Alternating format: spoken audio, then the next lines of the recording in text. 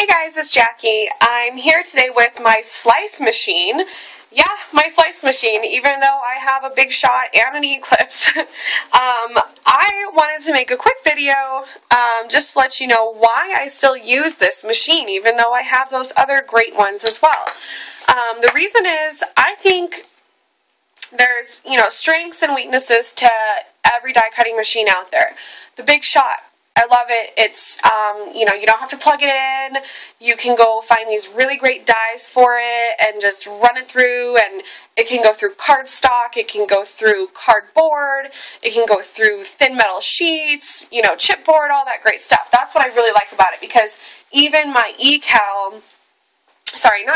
my Eclipse struggles with chipboard if it's too thick or if it's too intricate of a cut. Whereas with the Big Shot, it gets it done. So I love that about it.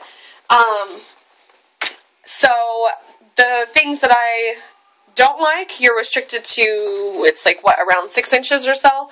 So that's not really fun. You can't make mini albums out of it or anything like that. So that was one reason. It's clunky, takes up a lot of space. But I still have it. I still use it. I still have all the dies. I actually just used it the other day for making some letters for the front of my envelope for my grandma's card.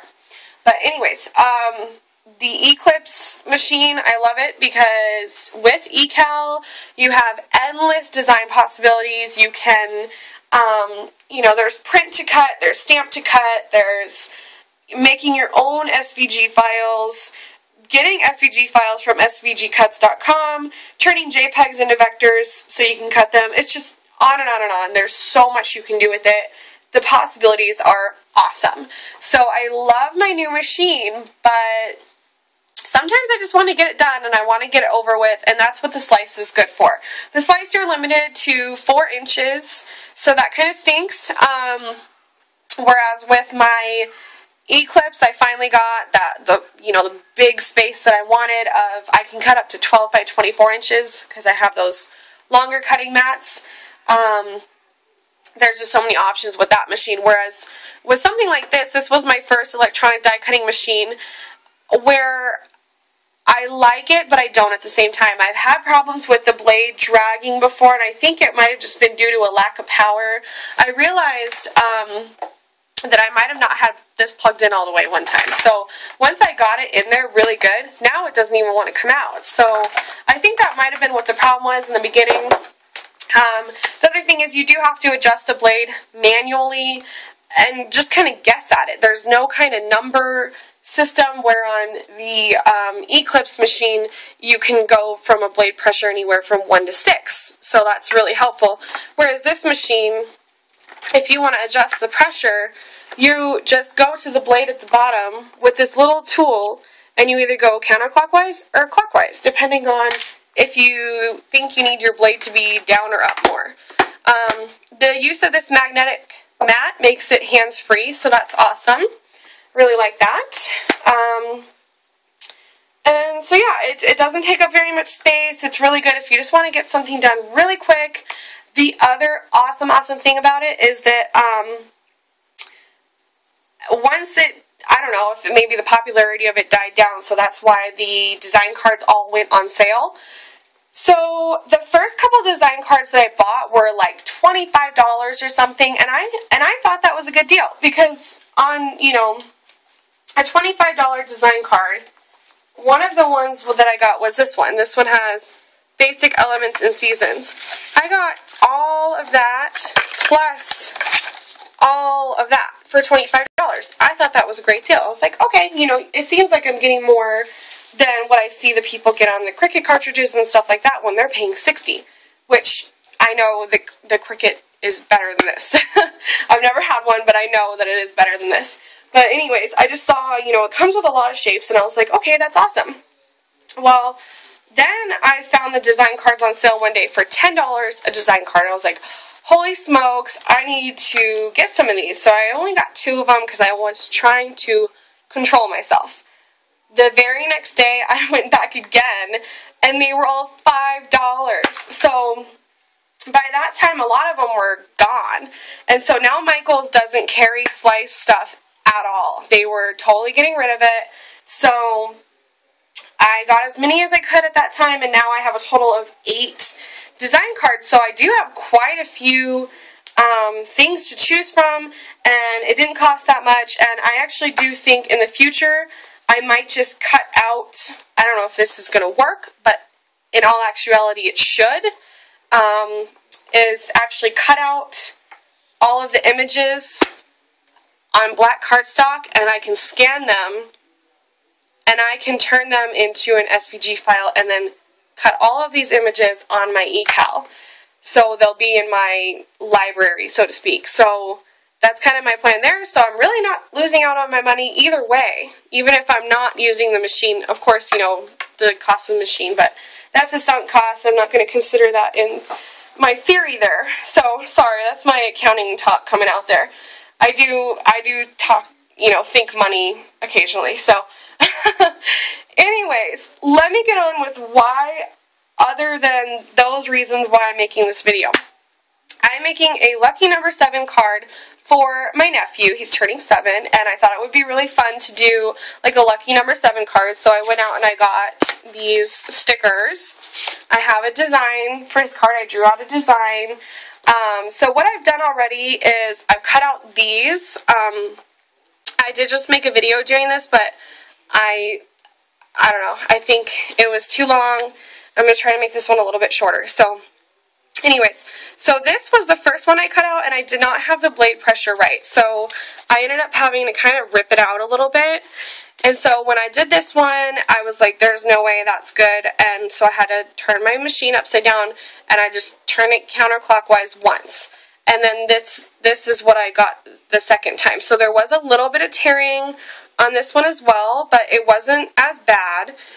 So I was able to get through this glittery cardstock. So there's my number 7. I have an extra one, I guess, but I don't really know what I'm going to do with that. So the other thing that's really cool about the slice machine is that you do have quite a few options when you are cutting on it. It does shadow. You can go anywhere from 1 inch up to 4 inches, so each one you get, you know, different size. You can do reverse images. Shadow. I think that's it. I don't know. There might be more, but can't really remember. I haven't used this machine in quite a while. So my other idea for the card is I'm going to do lucky on this one, and then I'm going to do lucky in shadow on this one, and I'm going to do a pound sign. So I'm actually ending up using 3 separate cartridges in all, because I used a number 7 from this like Happy Trails one. So it's like Wild West stuff. I'm using lucky from this Holidays one. Where is it? Oh, right there. And then I'm using a pound sign from Basic Shapes 2. And that's only because there was no pound sign on that one, so I didn't really have a choice. I had to find one somewhere else. So, alright, really quick, in case you have never seen a slice in action, it's not really all that exciting, but I will show you. I'm going to cut out lucky. So all you do is you insert this in the back here, just like an SD card, and then we're going to position it. The other thing that's tricky about this is you never really know where it is going to cut. You think you know, and then it shows where it starts, but it's still really hard to figure it out. I mean, I've gotten kind of good at it, but I've overlapped some things sometimes. So we'll go there, select, and we'll go find lucky. It's not there. Oh, I forgot. I have to click on... Okay, so you can see right here how lucky it's under the Father's Day one. Forgot about that. So it says normal, and what you can do is if you hit that one, now it's saying shadow, mirror, normal. So yeah, those are just all the ones. And it automatically is on 2 inches, and I think I'm going to just leave it at that. That was kind of my plan. And I actually have my machine kind of on the edge here, which I would recommend not doing because it could possibly screw up my cut right there towards the edge, but we'll see how it does. Okay, so now that I'm ready, I'm just going to push that. Oh, I'm sorry, I have to push select, and then it shows you where it's going to start, and it moves it down there, and then you push that.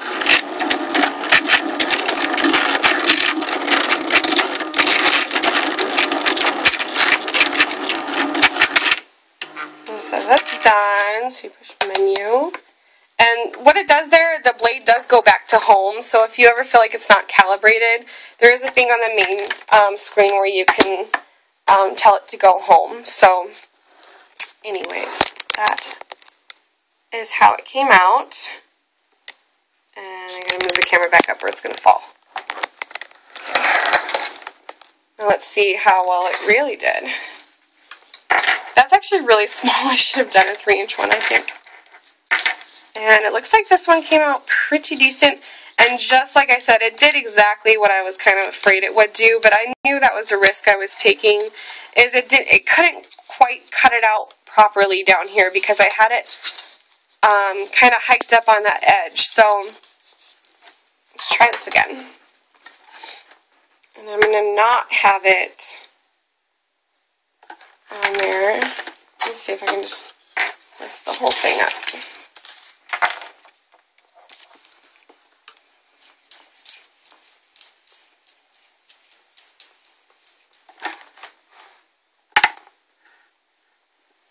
So if you already have a slice, this video might not be that great for you.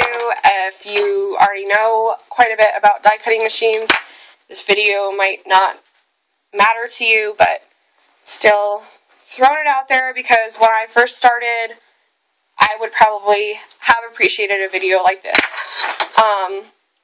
There are a lot of, comparison videos out there, so that really did help me. That helped me decide in buying my big shot for sure. So, okay, now let's try it this time with the 2.5 inches and we'll see how that goes. So it's going to start down there. Yep, I'm okay with that. Am I? Yes. Okay, let's go.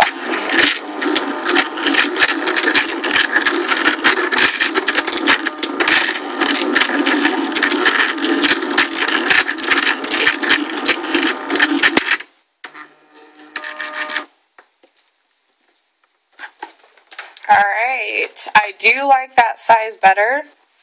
Let me zoom in here, show you what I mean.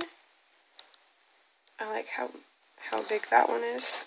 So this one should, by all means, come out perfect because, yep, looks like it did. See, this is when I love my little machine. This one came out perfect and perfect cuts. One thing I've noticed about this machine is sometimes it does go a little wacko and it'll throw in some random, weird squirrely cut things. I don't know, if it's in the programming or something, but sometimes it just does some weird stuff. But this one came out great, so I'm pretty happy with that. So I will be using that on my card with the number 7, and I'm going to cut out a shadow of this. So I'm going to do the 2.5 inch, and then I'm going to do shadow, and I'm going to put it over. Let me see if I can squeeze it in 1 minute, because YouTube only lets me do 15-minute videos, so.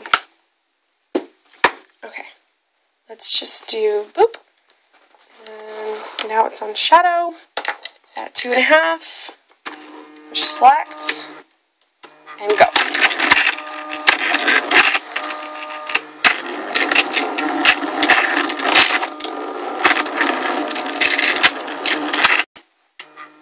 Alright, there we go. If I can show you really quick what I mean. Here, come out. Of course, it has to get stuck right there.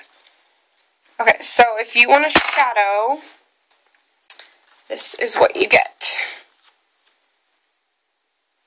That's so cute. Look at that. So that was just using my slice machine. So it does do some really cool stuff. If you want to get a personal electronic die cutting machine, you don't want to spend a lot of money, that is a good way to go. If you have any questions, let me know. Sorry, I gotta end the video. See you guys later. Bye!